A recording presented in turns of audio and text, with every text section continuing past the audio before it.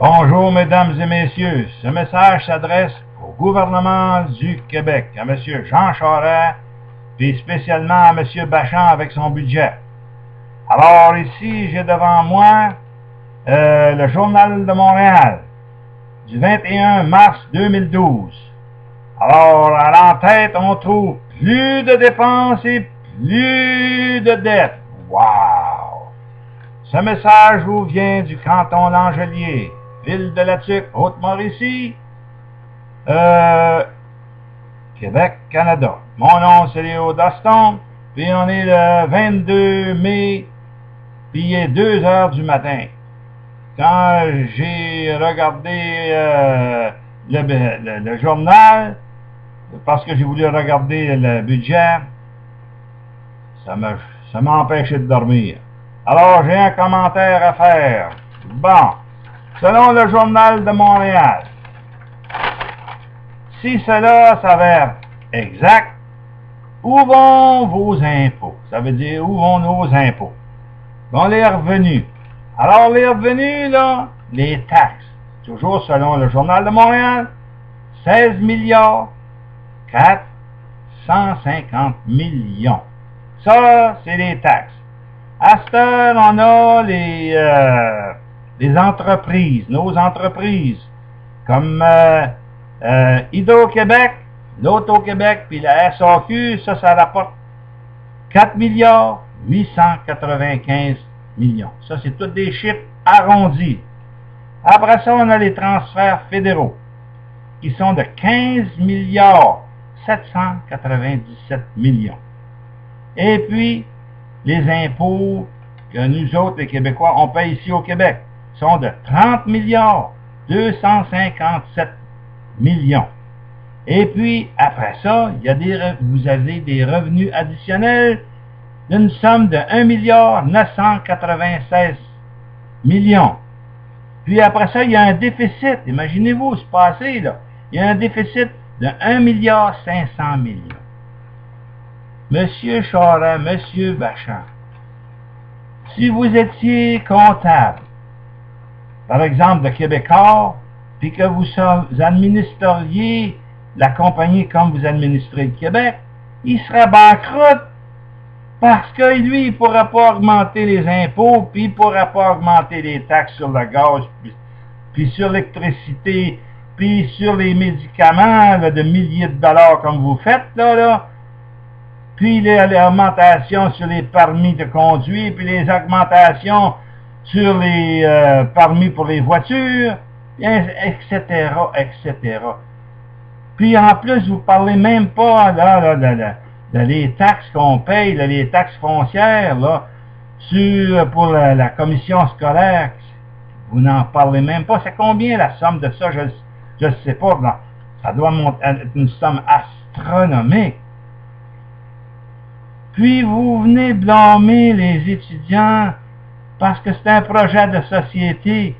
Vous voulez leur augmenter les cotisations par 180 millions.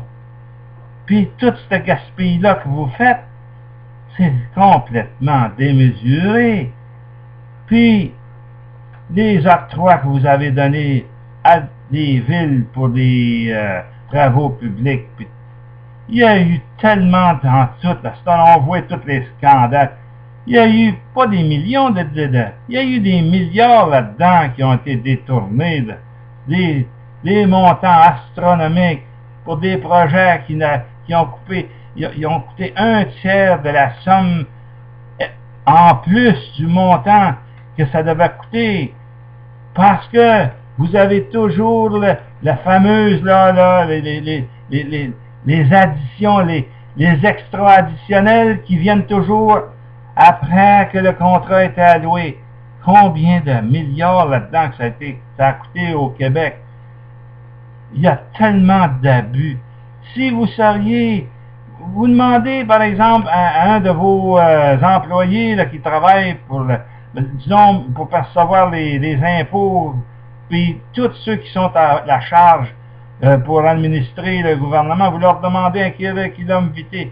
puis tous ceux-là qui travaillent là, pour la haute administration, là, les gérants de compagnie, là, que ce soit l'Hydro-Québec, la SAQ, puis toute la patente, puis toutes les autres compagnies d'État, les autres, ils ont des bonus, des salaires astronomiques à coût de 5, puis 10, puis des 10, des 15 millions, puis là, à l'Hydro-Québec, les taux, ça augmente, l'électricité augmente, les taxes sur le pétrole, c'est ridicule, ça monte à vue d'œil. Puis, toutes sortes de choses, les licences pour les automobiles, ça monte à des sommes incroyables. Les permis de conduire, vous avez tellement, par exemple, l'assurance médicaments, ça va coûter encore un autre 1000 piastres de plus par année, puis ça n'a pas de bon sens. Vous condamnez les étudiants parce qu'ils ont voulu, ils veulent consolider leur programme de société juste. Vous avez perdu 40 milliards là, dans la caisse de dépôt, vous avez été prévenus à l'avance. Il y a eu un 15 milliards là, qui a été dépensé dans des papiers commerciaux. Ils ont été avertis qu'il y avait une récession qui s'en venait. Tout a été mis. On l'a complètement ignoré. La ministre du temps, madame, comment qu'elle s'appelait, Gary, la madame Jérôme Forget. Elle traitait c'est là qu'il la contredisait, elle la traitait de con, elle la traitait de con, parce qu'elle disait que c'était pas vrai. Mais non, parce qu'il y en a un qui avait dit que ça coûterait qu'il y aurait une perte de 35 milliards, puis ça a été la perte de 40 milliards. Alors, pourquoi vous ne faites pas une enquête? Pourquoi vous saisissez Henri-Paul Rousseau, là, qui était le président dans le temps, pourquoi vous saisissez? Il y a eu un walk in the park, il est sorti de là avec, je ne sais pas, 5 millions de plus, ou 10 millions, je ne sais même pas, avec une multitude d'actions qu'il détient dans ça, je crois. Puis toute la gang du conseil d'administration. Pourquoi que vous ne saisissez pas tous leurs argents, leurs propriétés, tout ce que c'est qu'ils ont, puis faire un procès? Alors, aux États-Unis, là, il y a un gouverneur d'un État qui est rendu en prison, je ne me rappelle pas dans quel État, là. L'Illinois, bon, c'est ça. Puis ici, là, hey, si, il y a un maire, je pense que c'est le maire de Chicago, qui était, je pense, pardon? Cleveland, le maire de Cleveland, il était en prison pour détournement de fonds, puis tout ce que si vous voulez. Ici, dans les municipalités, il y a des détournements de fonds partout, dans toutes les municipalités ou presque. Puis, vous venez condamner les étudiants qui vous demandent, de maintenir les taux de scolarité à l'université et dans les collèges. À qui vous voulez faire accroire ça, cette affaire-là? Ça n'a aucun sens. Vous n'êtes pas capable d'administrer le Québec, M. Charest. Pourquoi vous ne faites pas comme Tachereau, au moins lui, il avait de l'honneur? C'est un libéral comme vous, puis il est rempli de scandales, de futurs scandales. Lui, en 1935, il a démissionné parce qu'il n'était plus capable. Il savait bien que toute la magouille qui renait là-dedans. Puis si je ne me trompe pas, c'est, comment il s'appelle... comment il s'appelait, là? Comment? Godbout, ouais. Puis Godbout, ben, c'est lui qui avait décidé qu'il fallait qu'il y ait une autre élection. Mais pourquoi vous n'en faites pas une autre élection? Avec votre bilan, là, je peux pas croire qu'il y a encore du monde qui pourrait voter pour vous. C'est impossible. Vous avez ri des étudiants, vous avez dit que vous les envoyeriez dans le Nord. Mais c'est vous qu'il faudrait envoyer dans le Nord, puis être certain que être sûr que ce serait dans une tempête pour être certain que vous ne revenez plus jamais. Alors, là, moi, ici, cite la somme de 70 milliards 895 ou quelque chose comme ça de milliards. Vous n'êtes pas capable d'administrer la province de Québec, c'est parce que vous êtes un incapable. Impossible. Que ce soit pour l'investissement pour les services de santé sociaux, quoi que ça soit pour l'éducation, et culture, ça vous avez tout, les bâtisses que vous donnez de l'argent, là. C'est même plus vous qui décidez. Dans le temps de M. Duplessis, puis Godbout, puis de Tachereau, c'est les autres qui décidaient si les hôpitaux devaient être construits. C'est pas le directeur là, ou le recteur de l'université qui décidait qu'est-ce que c'est que seraient les programmes. Ça, c'est le gouvernement qui décidait ça. Puis là vous avez bâti des monstruosités d'écoles, là. Vous avez formé les écoles de quartier. Vous avez fait des jungles. Et ça coûte une fortune, juste l'entretien de ça. Puis là, aujourd'hui, on est dans un maras économique. Puis les jeunes, là, ils nous condamnent, nous autres, les personnes âgées. Ils disent les baby boomers. Mais moi, j'en suis pas un baby boomer parce que je suis venu au monde en 1934. Alors, je suis venu au monde dans le temps de la crise, quand le monde avait de la misère, puis il y avait de la misère même à se nourrir et à se loger. Puis aujourd'hui, là, nous autres, on est accusés de tous les méfaits du monde par rapport que les jeunes ils disent qu'on va leur laisser la dette. Oui, c'est certain, mais c'est pas nous autres qui va laisser la dette. C'est la présente génération là, qui est rendue dans la cinquantaine. Là. Les autres, ils vont avoir tout. Puis, c'est les jeunes qui vont succéder à leur père, qui vont être obligés de payer pour eux autres la dette qu'ils ont accumulée.